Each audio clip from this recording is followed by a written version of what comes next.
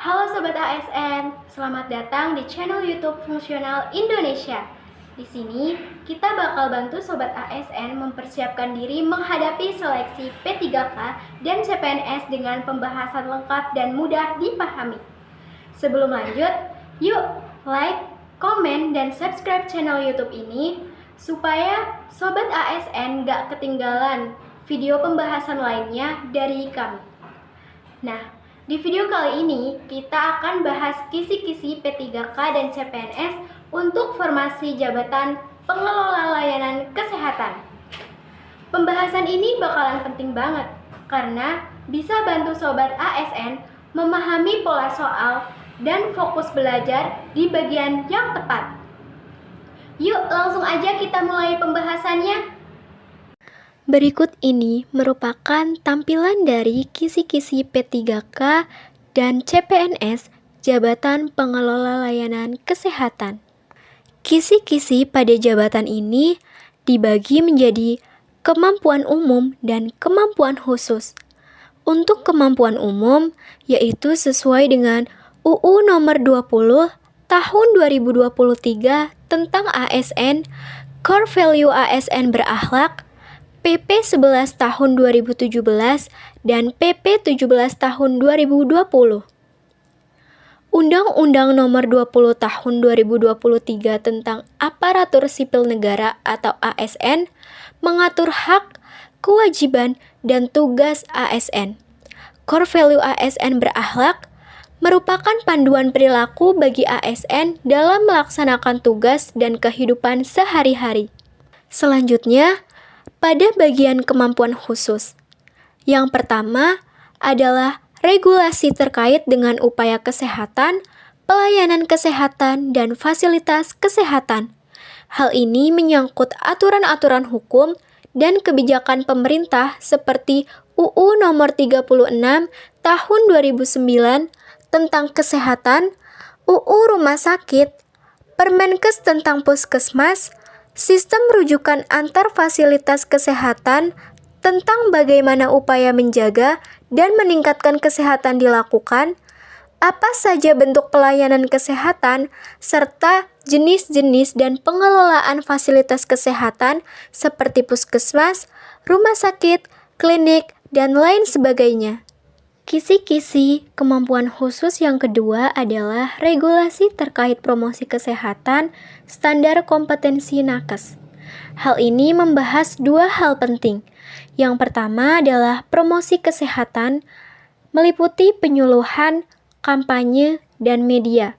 Upaya edukasi atau pemberdayaan masyarakat agar sadar dan mampu menjaga kesehatannya.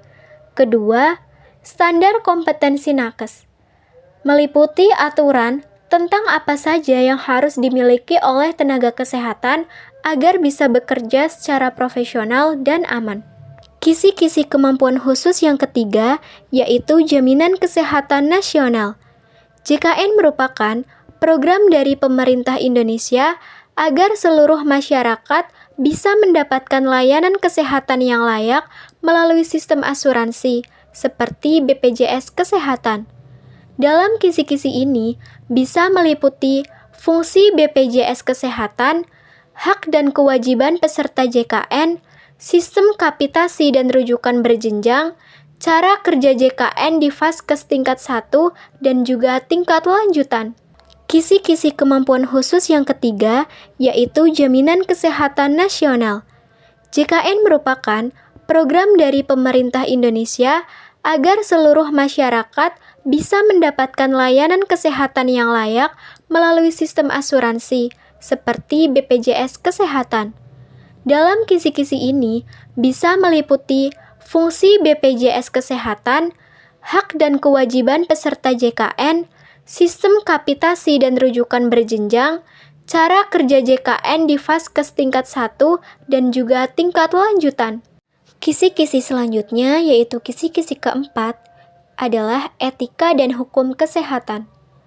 Untuk etika, meliputi prinsip moral dalam praktik layanan kesehatan mengenai apa yang benar atau salah.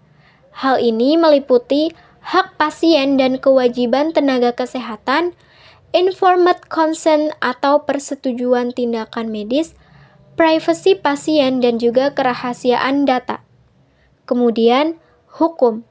Aturan legal yang mengikat nakes dan institusi kesehatan, seperti sanksi hukum jika tenaga kesehatan melakukan pelanggaran. Kisi-kisi yang kelima, yaitu regulasi kesehatan dan keselamatan kerja. Ini membahas upaya melindungi tenaga kerja, termasuk tenaga kesehatan, dari resiko kecelakaan dan penyakit akibat kerja, terutama di fasilitas kesehatan seperti aturan penggunaan APD atau alat pelindung diri, pencegahan penularan penyakit di tempat kerja, penanganan limbah medis dan B3, peraturan tentang jam kerja, cuti sakit, dan hak pekerja kesehatan. Kisi-kisi terakhir, yaitu kisi-kisi ke-6, regulasi terkait perencanaan bidang kesehatan. Membahas bagaimana perencanaan program dan anggaran kesehatan dilakukan, agar pelayanan berjalan efektif, efisien, dan tepat sasaran. Hal ini meliputi siklus perencanaan program kesehatan, mulai dari analisis situasi, penentuan prioritas, sampai monitoring. Kemudian ada peraturan tentang Renstra atau Rencana Strategis Bidang Kesehatan, mekanisme penyusunan usulan kegiatan seperti RUK, RPK, dan lainnya, dan integrasi dengan sistem e-planning atau sistem informasi kesehatan. Itu dia pembahasan kisi-kisi untuk formasi jabatan pengelola layanan kesehatan kali ini. Semoga bisa jadi gambaran awal buat Sobat ASN yang sedang mempersiapkan diri untuk mengikuti seleksi P3K dan CPNS tahun ini. Kalau Sobat ASN ingin akses ke materi yang lebih lengkap seperti kisi-kisi, soal-soal latihan terbaru, kunci jawaban, dan pembahasan detail, langsung saja berlangganan akun premium di website kami di fungsional.id. Di sana, semua sudah disusun sistematis dan mudah untuk dipahami. Bisa jadi bekal terbaik kamu buat lolos seleksi P3K dan CPNS tahun ini. Sampai jumpa di video selanjutnya. Tetap semangat belajar dan wujudkan impianmu jadi ASN.